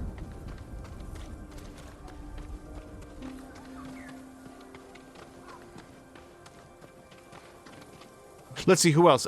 Diesel Jones has been streaming some... This is where I get into trouble, because I'm trying to remember. It was... I know that we watched him playing Division 2. I think that's what he was playing most recently. Let me think if there's anything else. Yeah, so there's nothing else. But we did see Yellowbird flying around. So let me just pop into our exploration outfit. What if they attacked from the side? Oh, was it That's right. Yeah, Diesel was also playing Valhalla, and I think that we mentioned this in the last episode of Ghost of Tsushima. Diesel discovered that on his rig, he was actually getting better frame rates by turning the graphic settings up higher. And, like, had the numbers to prove it. It wasn't just a perception thing. Yeah, that's a Ubisoft game for you. Always just a little bit quirky in ways that are like, what? Here's a fun, like, Ubisoft factoid. When Assassin's Creed Black Flag came out, hold on a second, let's read this record. Brother, I will entrust this letter to a friend traveling to Yarikawa Stronghold. Sister and her family are all in good health. Frightened, hungry, but here in kin, things are calm. Please make preparations to come to us. Don't let yourself be trapped behind those walls. You will be safer here in the north until the Shogun samurai arrive from the mainland to destroy the invaders. Back when Assassin's Creed Black Flag came out, I may have shared this at some point in the past, and probably to this day, that game would run at either 60 frames per second or 30 with no points in between. Unless, and this is true because I did it myself and I can attest from personal experience, you alt-tabbed out of the game. What did you have to do? You had to alt-tab out of the game, and you had to do something in the control panel. No, in Task Manager.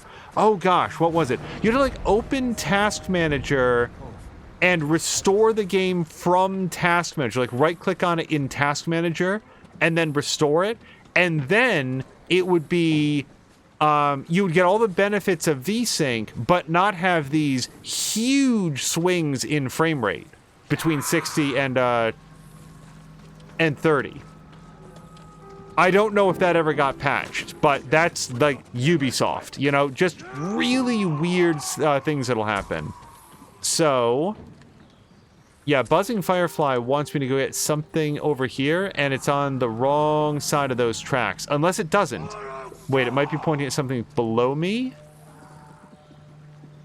It might be. Let's go back down the ladder real quick.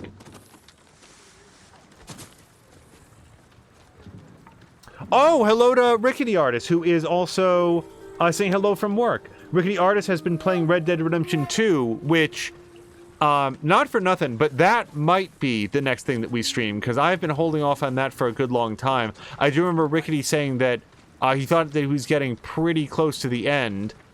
Rickety, I hope work is going well. What are you pointing me at, Fly?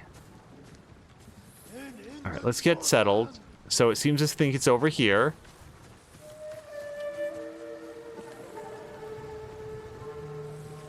Now it's over here. Is it in the stall? Nope, that's a dead horse.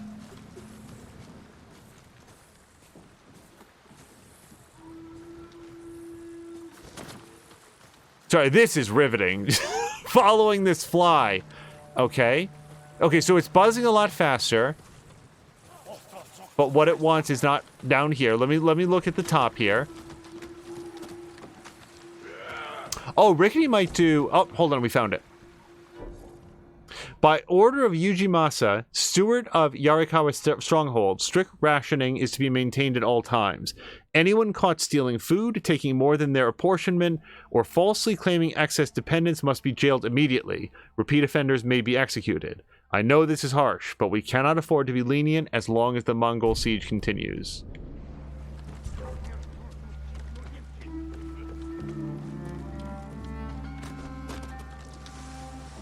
Oh, I'm sorry. Rickety says that he will finish it this weekend. I misread that at first as that he did finish it. And that he might do the Master Chief Collection after. I sat down with the Master Chief Collection on Xbox One and or Xbox One X, I don't remember which. And like Halo is still like a really good game, that first game, but I gotta say, wait, was that the Master Chief Collection? No, I'm trying to remember. There was one where you could press a button and instantly switch between the original Xbox graphics or like the reskinned version of that game that they did. And I gotta say, I kind of like the original graphics a lot more. Oh, another point. I don't know if Drienne is still here, but one thing that keeps occurring to me that I want to bring up when they are here, during a much earlier episode of Ghost of Tsushima, Drienne had asked about pixel graphics and just sort of general, am I pro or against pixel art? And my response at the time, hold on, there's Yellowbird. Oh, just circling around for the fun of it, though. Just took off. Is this a shrine or something? Should I be up here? My response at the time was, I like, pixel art. I like the Graveyard Keeper, the Stardew Valley of it all, and that was sort of an art form that hadn't yet reached its peak at the time that it got replaced by polygonal graphics. And I think to a large extent that's true. That said, in recent weeks, I've seen some of an old pixel art game. Rickety's saying the first one. Yeah, I didn't get to... Sorry, just to pause real quick. I did not get to try out the really big re-release. Like, they did a huge remaster on Halo 2 for that as well, like new cutscenes and everything. And I have not yet tried that out. So I'd like to visit the Master Chief Collection myself at some point. Anyway, on the topic of pixel art, Street Fighter Third Strike, I think that's what it called. After the 19.5 versions of Street Fighter 2 that were made, and Street Fighter Alpha and Street Fighter Alpha 2 and everything else, there was like Street Fighter Third Strike. Street Fighter Third Strike has just about the ugliest style of pixel art that I can envision. I hate the way that game looks, and I don't know that it just didn't strike me when I was younger, because I don't remember having any particular opinion on it back in the day.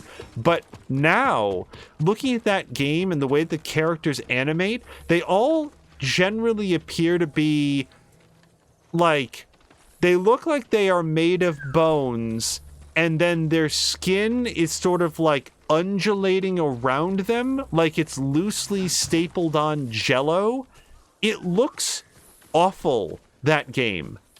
Street Fighter Third Strike. So, like, pixel art as an art form, I find broadly appealing, and yet can think of at least one example where it's done so poorly that I find that even looking at the game is very unpleasant.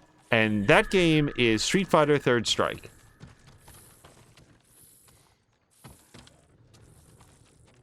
Also, like, I had to look it up. Hold on a second, because we have to look this. There's a character in Street Fighter Third Strike named Makoto. Not Miyakoto. That's a different character. This is Makoto. And Makoto appears to be the head of a youngish woman. I don't know how old she's supposed to be, but the head of a young woman stapled onto Ryu Hayabusa's body. That's not his last name. Ryu's body. And it's like, what? Because, like, the head in no way matches the proportions of the rest of the body. Now, listen carefully, because I'm not saying that a woman cannot be, like, a big muscular fighter. Like, those exist. I've seen them. This is terrible artwork. And I looked at it, it's like, this must be, like a glitch or something. What? Why? How lazy have you been in your art department where your new fighter is just Ryu with a different head and like a way smaller head that doesn't fit the body? Why is that a thing? Sorry, I didn't mean to get off on Makoto here, but like, no, that's just like, and like Makoto's like well regarded in the Street Fighter community, and I'm sure that she's like a good fighter, but why is she so like badly proportioned in that game? Toshio was beginning to type how much he enjoyed the graphics of Third Strike and suddenly decided to stop. Like in Third Strike, like Hugo, that's one of the characters who appears to be like a wrestler, except he appears to be made entirely out of like it looks like a man wearing a garbage bag filled with water is how he just sort of like, he looks like he's partially melting. Hugo looks like a wax statue that's in a room that's too hot, but it's also alive. It's like Frosty the Snowman, but like gross. Like okay, that's enough of it. I like every character that you look at in Third Strike is like yuck, just gross. Anyway, report to Steward Ujimasa. Sir, there are rumors the nephew of the Jito may approach you with an offer to join his uncle, who has somehow pushed the Mongols out of Castle Canada. I advise you not to make any rash decisions one way or the other. Your stronghold will not fall. The longer you hold out, the more leverage you have to make a deal with the eventual victor, whether that be the Jito, forgive me if that's Hito, because it might be, or the Khan. The best possible outcome may be to wait until both sides weaken each other. Then you move to bring all of Toyotama and perhaps even Tsushima itself under your control. Please consider all these options. Your faithful servant, Kiyochika Yarikawa. So now we know what his game plan is, or at least what was recommended to him. Sit back, hold out, and see who comes out the victor so that you know which side that you took. Rickety R says break time is over, another round, and he can get home and enjoy his weekend. See y'all later, peeps. Rickety, have great work. Looking forward to seeing you this weekend. Hopefully on with one of the crews that you run with. That will be a lot of fun.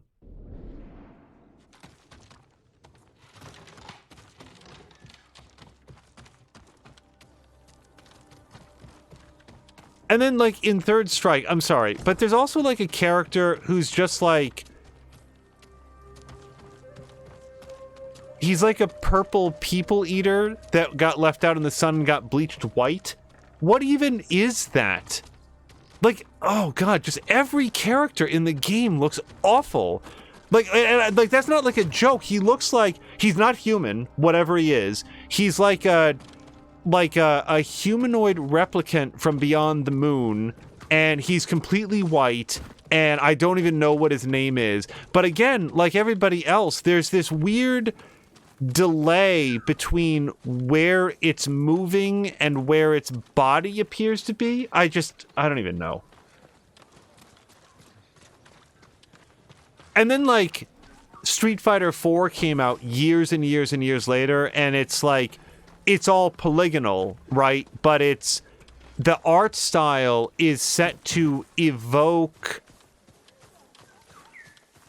like, it doesn't look like pixel art. It's not like one of those Arc System Works games where it's polygons. Like, Arc System Works did a couple games where, like, when you look at it, you would swear it's a 2D fighter, but then somebody will bust out their super move, and you'll realize, like, oh no, this actually is, like, polygonal characters that are so so precisely animated that it perfectly mimics the look of pixel art. That is not what Street Fighter 4 or 5 are, but I will say that I really like the art style in both 4 and 5. I don't think they're good games, and I don't enjoy playing them, but I like watching them played by people who know how to play them because, you know, Chun-Li gets kicked through a wall and then gets like a bowl of pasta on her head and then has to do the... Mia, check it out. Look at the screen. This is your time to shine.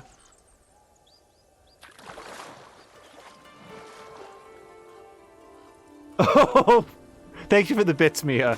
Hold on a second. I will read from Drienne, but also we want to reflect on... I thought we already reflected on changes in my uncle, but I don't really want to reflect on Kenji Saki. Uncle seems so much older.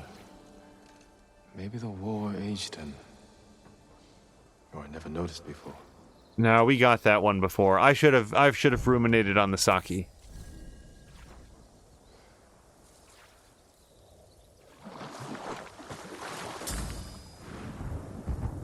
Okay, so I'm going to read aloud something that Drienne has posted about Logan, which is alternately about the movie or possibly the Old Man Logan comic book upon which it was based. While I do that, let's just fast travel over here while we wrap up.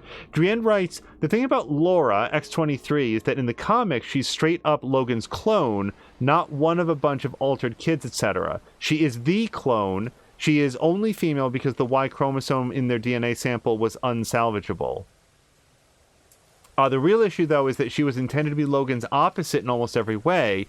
Young to old, female to male, but most importantly, she's calm and calculating, matter of fact, whereas he is passionate and prone to rage. That is the part they butchered most in the movie. That is almost the exact opposite in the movie, yeah. You also asked about her adamantium skeleton. The answer is that only the claws are coded. There have been some interesting story moments because of that. And then Mia, of course, leans in to celebrate bath butt time. Okay, so we will, in the next episode, follow up with the Coward of Yarikama. Let's actually be up here, so we are ready to roll first thing in the next episode. It is some damn place.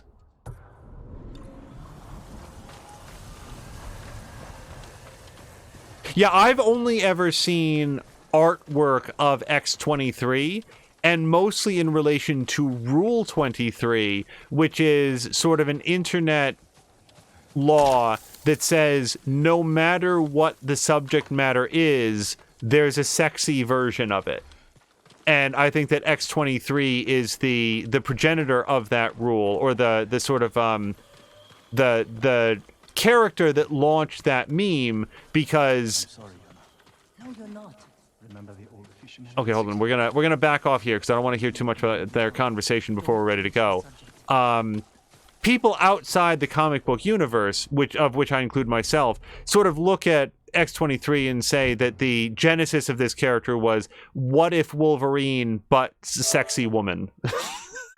So if you ever hear Rule 23, that is, as far as I know, where that comes from. In any event, but yeah, Laura is the only version of that character that I've ever actually seen. Oh, is it Rule 34? Am I turned around on that? I'm all turned around on my rules, my internet rules. Okay, I may be... I trust Mia to know which numbered rule it is that no matter what the subject matter is, there's a sexy version of it. In any event, let's bounce out here. That will be the end of episode 15 of Ghost of Tsushima, but we will be back for episode 16, probably not tomorrow, but we will be back this weekend for sure. Probably on Saturday. Please join us on Sunday for twitch.tv/morethanamia as actually, Friday is Frightening Fridays, where she will be continuing her playthrough of Dead Space 2, and then on Sundays, she will be continuing her playthrough of Grand Theft Auto Mia, or Grand Theft Auto 5, as the kids like to call it. Drienne is saying, the thing about making her ragey in the movies is that it's counter to some of Drienne's favorite moments with her. She was raised entirely as a weapon, so the way that she processes things is super analytical, and she doesn't understand people when they are shocked by her very direct statement about startling things. Yeah, I gotta say, I was about to think, like, is there a way that the character in the movie could eventually grow up to be that way? And based on what we learn about her, that seems unlikely. But, you know, sometimes people grow up in ways that surprise you. It also doesn't seem to fit with that backstory. So, yeah, I hear where you're coming from. I think that the Fox Marvel movies were really all over the place in quality. And I am, again, excited to see how that develops now that the X-Men as a franchise, as a property, are going to be under the umbrella of a team of creative people that have so far produced 11, 12 years of really reliably great movies. Like, what's the worst Marvel movie? My money would go towards Iron Man 2 for a variety of reasons. It's just super boring, among others. But we will delve into the Marvel Cinematic Universe and its various pros and cons for episode 16. Thank you so much for joining us for this most recent episode of Ghost of Tsushima, and we will be back a little bit later in the weekend. There are many people I did not have a chance to shout out, like Mr. Binky and JV McMaster and probably several other people, Toxic with 2Ks, several others. But please go ahead and check out our About page because we have wonderful links to a number of them. Oh, Papalotko, for example. Yes, thank you all for stopping by. I'll be getting some rest and we'll see you later in the weekend. Until next time, thank you so much, and I hope you have a great night.